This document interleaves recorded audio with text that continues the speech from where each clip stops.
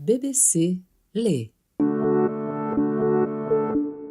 O que acontece no seu cérebro quando você navega no celular e 3 dicas para evitar que isso se torne compulsivo. Reportagem de Santiago Vanegas, da BBC News Mundo, publicada pela BBC News Brasil em 14 de maio de 2024. Lida por Silvia Salek.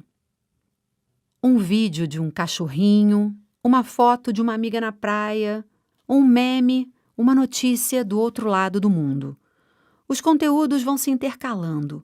Se você gosta, você vê. Se você não gosta, você passa. O hábito de deslizar o dedo pela tela do celular faz parte do dia de muita gente, às vezes por alguns segundos enquanto estamos no elevador, às vezes por horas antes de dormir. Mas o que acontece no nosso cérebro quando rolamos a tela do celular? E por que isso é tão viciante e como podemos evitar que isso se torne um problema? Eilish Duke, professora de psicologia na Universidade Leeds Beckett, no Reino Unido, diz que a primeira coisa que precisamos entender é que o impulso de pegar o celular e acionar a tela que desencadeia a rolagem é automático. Não temos consciência disso porque construímos esse hábito ao longo do tempo. É como fechar a porta ao sair de casa, por exemplo. Em uma pesquisa que fizemos há alguns anos, descobrimos que os participantes achavam que verificavam seus telefones a cada 18 minutos. Mas quando usamos gravadores de tela, percebemos que, na verdade, eles verificavam o celular com muito mais frequência. A partir do momento que ativamos a tela, certas funções no nosso cérebro e o design sofisticado dos aplicativos do nosso celular entram em cena em perfeita harmonia. Segundo a professora Ariane Ling, do Departamento de Psiquiatria da New York University Langone Health, nos Estados Unidos, o hábito da rolagem de tela pode ser explicado pelo comportamento natural dos seres humanos, mas é agravado por fatores ambientais. Ela explica que o ser humano está programado para querer saber o que está acontecendo. É por isso que lemos notícias ou, por exemplo, paramos para olhar quando há um acidente na estrada. É algo que faz parte do desenvolvimento evolutivo que nos permitiu sobreviver como espécie. E nosso celular foi projetado para nos alimentar continuamente com informações que supostamente nos interessam. Ou seja, é um casamento perfeito. Nossos cérebros buscam naturalmente ser recompensados. Temos certos centros neurais que reagem ao prazer, ao sexo, às drogas, a ganhar dinheiro e esperam que isso se repita várias vezes. Estão buscando aquela novidade, aquela próxima dose de prazer, seja lá o que for que possamos realmente desfrutar, explica Eilish Duke. Isso é conhecido como sistema ou circuito de recompensa do cérebro e é exatamente o mesmo mecanismo pelo qual uma pessoa se torna dependente de uma substância como o álcool. Para muitos de nós, essa novidade vem na forma do nosso telefone. As redes sociais, em particular, sempre têm algo novo e prazeroso a oferecer. Uma foto, um vídeo, uma notícia, uma mensagem. Mas a outra parte do cérebro que luta contra esses impulsos de busca por prazer e recompensa imediata, o córtex pré-frontal. É a região do cérebro responsável por fazer você tomar decisões menos impulsivas e mais equilibradas. Aquela que faz você, por exemplo, parar de rolar a tela, levantar do sofá e decidir arrumar a casa ou praticar exercício físico. Mas essas duas funções cerebrais nem sempre estão perfeitamente equilibradas. O que acontece com muita gente é que a parte lógica do nosso cérebro, que controla nossos impulsos, não está fazendo sua parte, ou pelo menos não tão bem quanto poderia, e está sobrecarregada pela busca por prazer, afirma Eilish Duke. E no caso dos jovens, o problema é ainda maior. O que vemos nos adolescentes é que o circuito de recompensa está em alerta máximo, pronto para funcionar o tempo todo, mas o córtex pré-frontal só termina de se desenvolver aos 23 ou 24 anos. Por isso, ele não consegue realmente controlar certos impulsos, como usar o telefone, explica a professora de psicologia. E o que acontece quando rolamos a tela do celular é que entramos em um estado de fluxo. O conceito de fluxo, em psicologia, se refere a um estado mental em que a dificuldade da tarefa que uma pessoa está realizando se ajusta muito bem ao nível de atenção e habilidade que ela tem para oferecer naquele determinado momento. Aplicativos como o TikTok, em que o algoritmo muda constantemente e oferece coisas novas, especialmente direcionadas a você, alimentam diretamente este estado de fluxo. Eles absorvem toda a sua atenção e você entra em uma fase de distorção do tempo em que não percebe que 2 horas se passaram e você está ali sentado com a mão dormente e perdeu todo esse tempo vendo vídeos de cachorrinhos, acrescenta Eilish Duke. Ariane Ling explica, usando uma metáfora, como o nosso cérebro começa a adquirir o hábito de rolar a tela do celular excessivamente. Se você pensar em um caminho que já foi percorrido muitas vezes, esse caminho se torna muito mais claro e continuamos caminhando por ele. É mais fácil. Se você rolar a tela constantemente, esta se torna a experiência padrão e assim fica muito difícil focar sua atenção e seu tempo em outra coisa. Completa.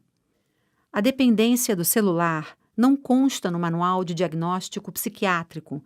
Portanto, não existem critérios estabelecidos para diferenciar o uso saudável do uso problemático e, consequentemente, da dependência. Nos baseamos nos critérios clássicos de diagnóstico de dependências, como de que existe um impulso incontrolável ou que o comportamento está tendo um impacto funcional negativo no resto da vida da pessoa. Por exemplo, ela está deixando de fazer coisas que precisa fazer no dia a dia ou apresenta sintomas de abstinência, explica Eilish Duke. É importante, portanto, prestar atenção e tentar rever nossos próprios hábitos. Se você mesmo tentou parar e tentou de verdade, mas não conseguiu, eu recomendaria procurar ajuda ou uma intervenção mais significativa, sugere Ariane Ling. E aqui a BBC resume para você 3 dicas de como evitar a rolagem de tela compulsiva. Primeira dica: passar um tempo longe da tela. Ter certos rituais que afastem você do celular é sempre muito útil, diz Ariane Ling. Segundo ela, muitas pesquisas mostram como um exercício tão simples quanto caminhar sem o celular pode ter um grande impacto.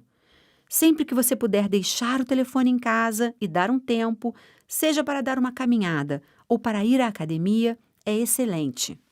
E não é só porque impede você de usar o celular nesse período, mas também porque ajuda você a prestar atenção ao que está ao seu redor, exercitar outras funções do cérebro e ter consciência de como você se sente ao deixar o celular para trás. Criar o hábito ou regra de não usar o celular à mesa quando estiver com a família ou amigos também é o ideal, uma vez que assim não depende apenas de você. Outra pessoa pode te lembrar que não é a hora de usar o celular. E ter um reforço visual dessa regra, como uma cesta em que todos possam colocar o celular antes da refeição, pode torná-la ainda mais eficaz.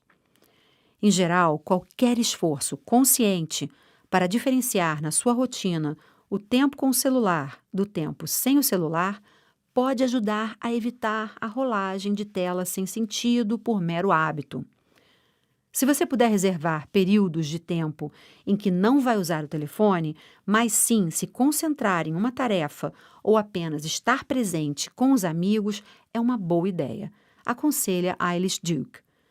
Outra coisa que às vezes eu faço é colocar meu telefone em preto e branco, o que torna menos atraente olhar para a tela, compartilha Ariane Ling. Segunda dica: fazer pequenas mudanças na rotina para realizar tarefas que você faz no celular, porém sem usar o dispositivo, também pode ajudar. Em um dos estudos que fizemos há alguns anos, vimos uma grande diferença entre as pessoas que usavam relógios normais e aquelas que usavam o celular para ver a hora, conta Eilish Duke. Sem querer, as pessoas que usavam o celular para ver a hora acabavam presas na rolagem de tela.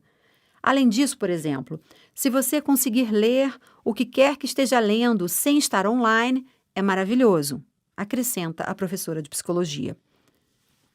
Encorajo as pessoas a serem curiosas e buscarem truques para reduzir o tempo de uso do celular e passar mais tempo no mundo tridimensional. Somos táteis, devemos nos envolver com as coisas no mundo real, completa Ariane Ling.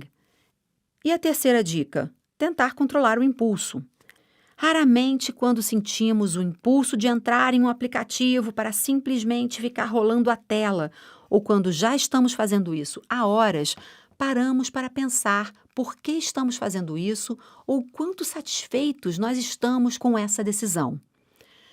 Tentar estar mais consciente das nossas decisões, de como nos sentimos, de como nossa mente funciona nesses momentos, é uma intervenção poderosa que podemos fazer.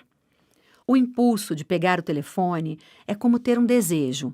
Você percebe que seu corpo começa a desejar aquilo. É como se seu cérebro dissesse: "Oi, faz um tempo que não consumimos dopamina. Vamos consumir um pouco?" E esse desejo pode crescer como uma onda, explica Ariane Ling.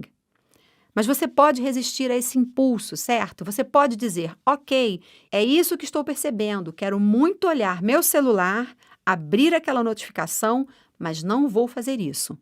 É necessário muita prática e responsabilidade, mas acho que quem realmente pratica algo do tipo com diligência nota benefícios de longo prazo, como ser capaz de manter a atenção, se sentir melhor, ter experiências fora da tela que tornam sua vida mais rica e significativa, conclui Ariane Ling.